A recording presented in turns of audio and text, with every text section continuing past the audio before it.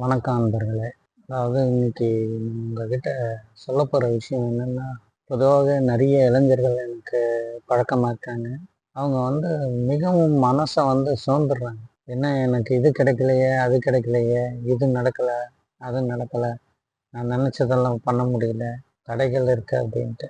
ஒரு விஷயங்கள் இந்த உலகத்தில் இயற்கையான விஷயங்கள் எல்லாருக்குமே எடுத்தோடனே எந்த காரியமும் நடக்கிறதில்ல. தொடர்ந்து அவங்க முயற்சி செய்கிறாங்க, பாடுபடுறாங்க, தன்னுடைய நோக்கத்திலேருந்து விலகிறதில்ல. அப்போது முக்கியமான விஷயங்கள் நம்ம முயற்சி ஒரு முறை முயற்சி செஞ்சுட்டு விட்டுடுறோம். அதன் பிறகு இல்லை, நல்ல விஷயங்களை தொடர்ந்து முயற்சி செய்யும்போது தான் வெற்றி பெற முடியும். இதை இன்றைய இளைய சமுதாயத்தினர் மனசில் வச்சுக்கணும். இது 2 முறை 3 முறை செஞ்சுட்டு அட எனக்கு வரலையே அப்படின்னு நீங்கள் எந்த ஒரு விஞ்ஞான கண்டுபிடிப்புகளையும் பாருங்கள், அதை தொடர்ந்து மீண்டும் மீண்டும் தன்னுடைய இலக்கு மனசுக்குள்ள ஒரு ஏம் வச்சிருப்பாரு, இது மாதிரி இருக்கணும், இது நடக்கணும் அப்படின்னு. அதை நோக்கி அவங்க பயணம் பண்ணும் பொழுது சில சமயத்தில் எதிர்பாராத விதமாக வேற ஒரு புதிய பொருளை கண்டுபிடிச்சிருப்பாங்க.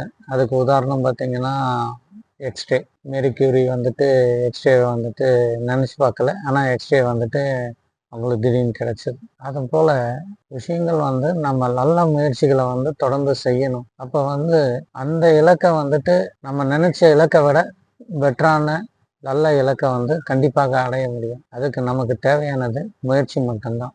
அந்த முயற்சிகளை மீண்டும் மீண்டும் செய்யணுன்றது தான் நான் உங்களுக்கு சொல்லிக்கிறேன். இளைஞர்களே, அதனால் மனம் சாராதீங்க, தொடர்ந்து முயற்சி செய்யுங்க.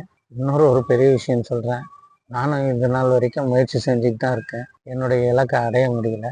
ஸோ அதனால் நான் சோர்ந்தில்லை.